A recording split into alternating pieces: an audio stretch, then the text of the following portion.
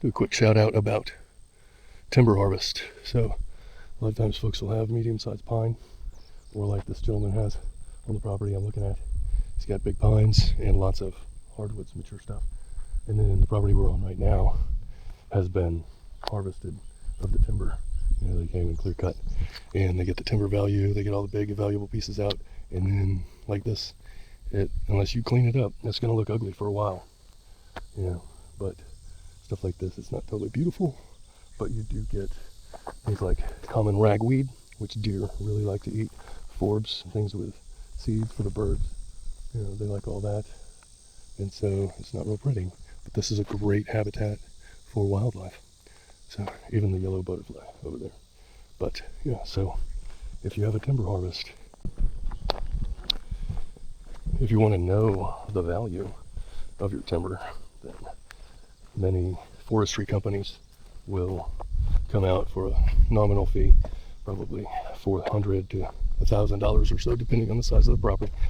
And they will hike through, do some measurements of average timber, and then average timber per acre, size and value, and they'll come back and give you a price.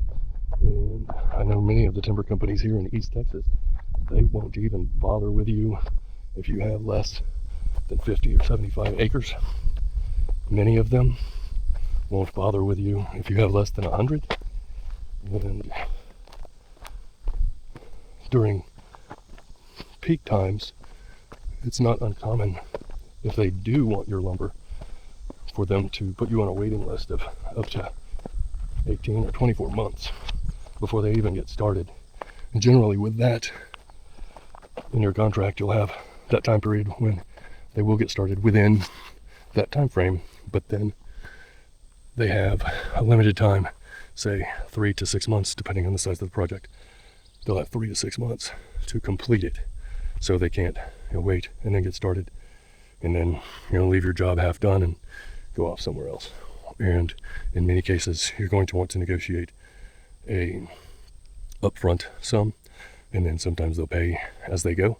Sometimes they'll pay you a third up front, a third halfway through, and a third at the end. And you'll want to have, ideally, an independent forester monitoring the timber company to make sure everything's accurate in size and dimension, and that you're actually getting paid for the lumber that they're taking. So lots of good information out there. But if you are thinking about buying or selling timberland, or buying or selling your timber on your property, then give us a shout and I can set you up with some people to give you some more info on that. I'm gonna head back to the truck